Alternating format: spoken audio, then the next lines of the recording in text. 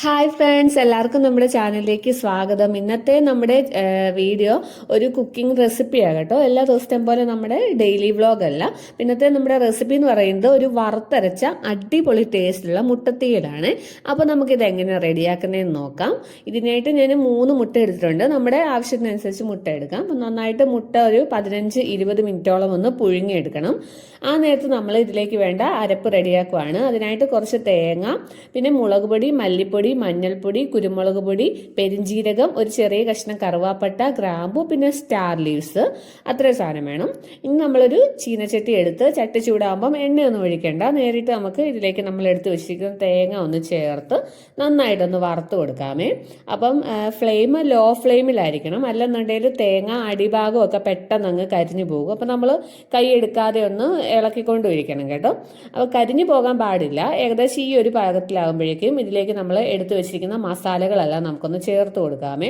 മസാല ചേർത്ത് കൊടുക്കുമ്പോഴും തീ ഒട്ടും കൂട്ടിയിടാൻ പാടില്ല, കാരണം പെട്ടെന്ന് തന്നെ എല്ലാം കൂടെ കരിഞ്ഞു പിടിക്കാനുള്ള ചാൻസ് ഉണ്ട്. അപ്പോൾ നമുക്കിതെല്ലാം നന്നായിട്ടൊന്ന് മിക്സ് ചെയ്ത് കൊടുക്കാമേ.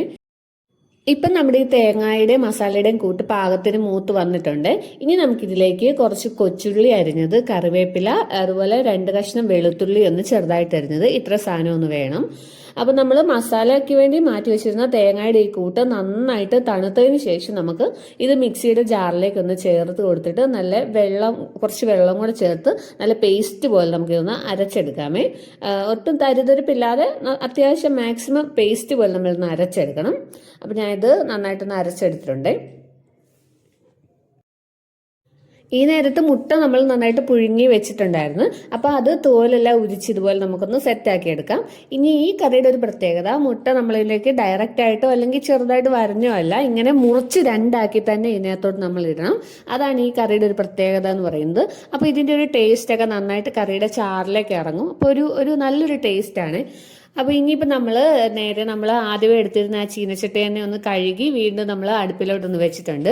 ഇനി ഇതിലേക്ക് നമ്മൾ വെളിച്ചെണ്ണയാണ് ചേർത്ത് കൊടുക്കുന്നത്. പാകത്തിനുള്ള വെളിച്ചെണ്ണ ചേർക്കുന്നുണ്ട്. മറ്റെണ്ണകളൊന്നും ഇതിന് അത്ര ടേസ്റ്റ് കൊടുക്കത്തില്ല. വെളിച്ചെണ്ണ തന്നെയാണ് കേട്ടോ ഇതിന് ഏറ്റവും പെർഫെക്റ്റ് ആയിട്ട് ടേസ്റ്റ് കൊടുക്കുന്നത്. അങ്ങനെ വെളിച്ചെണ്ണ ഒഴിച്ചതിന് ശേഷം ഇതിലേക്ക് വേണ്ടുന്ന കടുകും കൂടെ ചേർത്ത് ഒന്ന് പൊട്ടിച്ചു കൊടുക്കാം.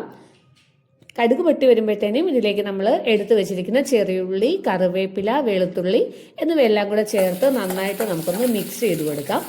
നമ്മൾ കറിയിലേക്ക് ഇതുവരെ ഉപ്പ് ചേർത്തിട്ടില്ല. അപ്പോൾ പാകത്തിനുള്ള ഉപ്പും കൂടെ നമുക്ക് ഈ ടൈമിലൊന്ന് ചേർത്ത് നന്നായിട്ട് എല്ലാം കൂടെ ഒന്ന് മിക്സ് ചെയ്ത് കൊടുക്കാമേ.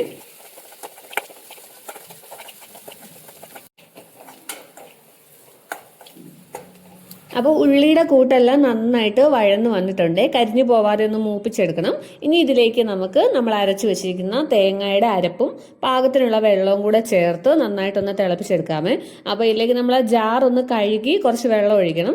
അപ്പോൾ അത്യാവശ്യത്തിന് മാത്രം വെള്ളം ഒഴിക്കുക. കറി നല്ല തിക്കായിട്ടുള്ള ഒരു ഗ്രേവിയാണ് വേണ്ടത്. ഒത്തിരി വെള്ളം ഒഴിച്ച് ലൂസായി പോയാൽ നമ്മൾ ഉദ്ദേശിക്കുന്ന ഒരു ടേസ്റ്റ് കിട്ടത്തില്ലേ. അപ്പോൾ അത്യാവശ്യം ഒന്ന് തിക്കായിട്ട് തന്നെ ഇതിലേക്ക് നമുക്ക് വെള്ളം അതിലുള്ള പാകത്തിന് മാത്രം ചേർത്ത് കൊടുക്കാം കേട്ടോ.